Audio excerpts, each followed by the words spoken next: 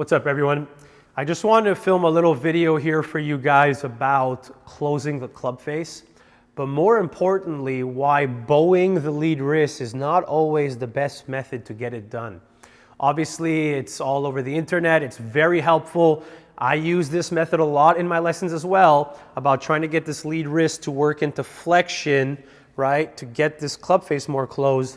But the timing of when that happens is just as important as the actual movement itself. So it's not just about the direction that the lead wrist goes if you're trying to close the club face that way, it's when that's being done.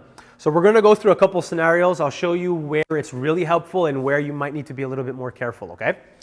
So first things first, if we're having a club face that is open in the golf swing, right, this is with what a lot of people struggle with, especially higher handicappers. We wanna get this club face more closed. Now, there's two very common ways that people will get this done.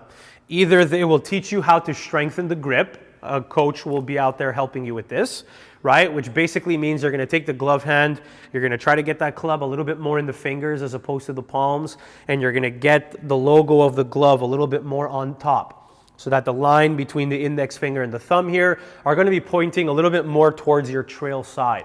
Okay, so the more on top of the club that glove hand gets, the stronger of a position that lead wrist is in. Grip-wise, the easier it's going to be to help you to close that club face naturally, okay? That's one method. The second method would be trying to bow the lead wrist, and this is the movement that we're referring to. It basically just means you're taking the knuckles of this hand and you're curling them underneath the forearm here. So if you've ever seen a guy like Dustin Johnson at the top of his swing, he's obviously the most common, the most extreme version of this. His lead wrist is very, very bowed. It just means you're taking these knuckles and you're curling them underneath the forearm, okay? So when are there going to be specific scenarios, or what are the scenarios that are going to cause this to actually be a problem?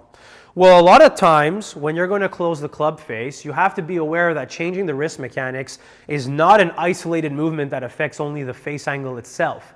It has a ripple effect through the bag or through the movement pattern of your body. Basically meaning that changing the way your wrist moves is not only going to affect the club face, it's also going to affect the way the shaft angle moves. Now, in many cases, it's going to help you, especially a lot of you who deal with a lot of slicing, right? If you're coming really steep on this ball and your club face is wide open, in many cases, getting this lead wrist to work into flexion into the downswing not only closes the club face, it will help you to shallow the club. And this rings true for many of you out there who are struggling.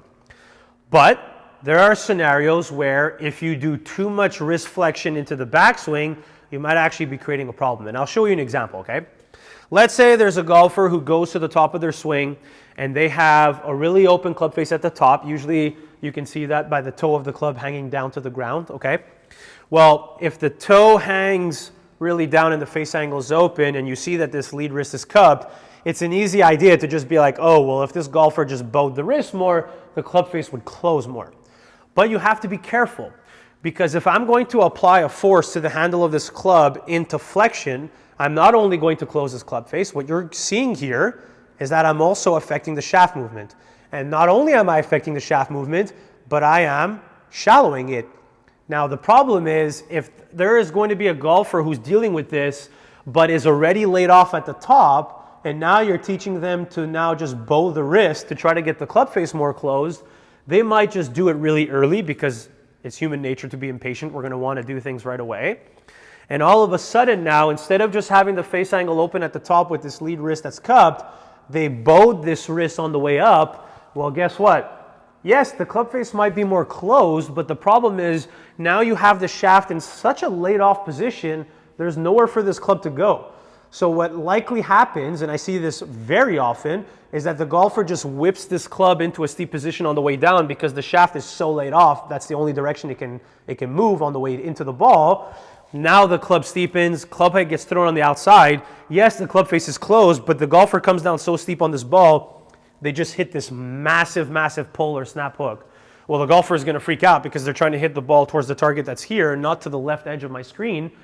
Well, guess what? They're not going to commit to a change if it's not going to give them desirable results, right?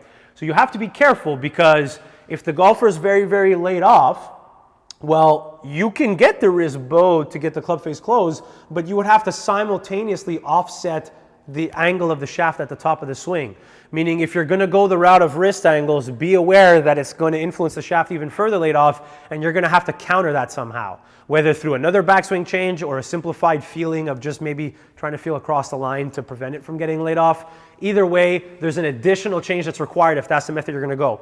That golfer also has the option of just very simply strengthening their grip so that even if I do get this lead wrist cupped on the way back and the club is a little bit on the laid off side, the club face will be closed. You won't be altering the shaft at the same time, because bowing the wrist is always going to also manipulate the shaft angle. Now, when is it really easy to just bow this wrist? Well, I'll tell you which ones. The golfers who are slightly across the line with a lot of cupping to this wrist and the face angle is very open. This is a really easy change for a golfer to just say, hey, why don't I just bow this wrist? Because guess what? Bowing the wrist not only will get the club face closed, but like I said, it influences the shaft movement. So if you're very across the line and your face is open and you're working on bowing this wrist, not only do you get the club face more closed, but you start to deviate the shaft more on plane at the top. Now you actually have a good alignment to the shaft because you took it from being across the line to a little bit more down the plane line, but you're also closing the face at the same time. Now you're knocking out two birds with one stone, and you're actually improving the golf swing in multiple areas at the same time.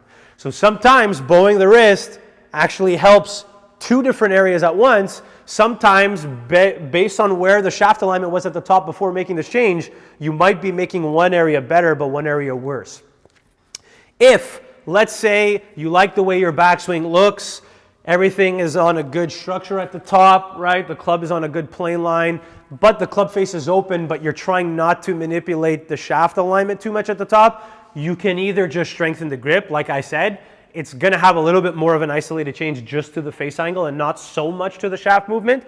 Or a possible option is you can keep everything the same at the top, but you time up getting this lead wrist to work into flexion in the downswing. Why is that helpful? Well, because again, number one, you're closing the club face as you do this, so you're solving the face angle problem, but also timing up the wrist moving into flexion on the downswing specifically and not before means that you keep the good structure that you had at the top, but you also get the shaft working into a shallower position on the way down because you're timing up the direction with the actual timing of when it happens, right? So flex lead wrist sometimes can help multiple areas at once. Sometimes it helps one but penalizes the other, right, for the face angle. Or you can just get it to work into that direction in the downswing if you like, for the most part, where your backswing is placed. There's a lot of different ways to go about this. I just want to give you some fair warning that bowing the lead wrist doesn't always help everything all the time. Sometimes it actually does have a negative effect on specific areas like the club alignment if it was already super laid off before you made that change. So you do have to be careful because then you start getting too laid off, it starts steepening in transition. Now your shaft movement actually has a negative effect on the way down because of that. You have to be careful, okay?